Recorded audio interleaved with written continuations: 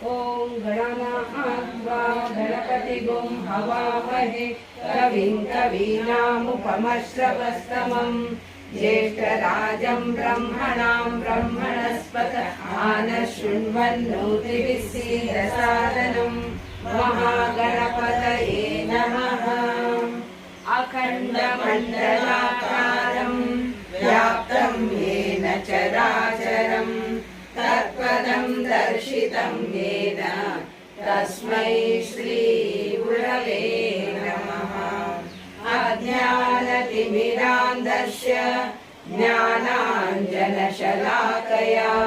चक्षुरुन्मीलितं येन तस्मै श्रीगुरवे नमः।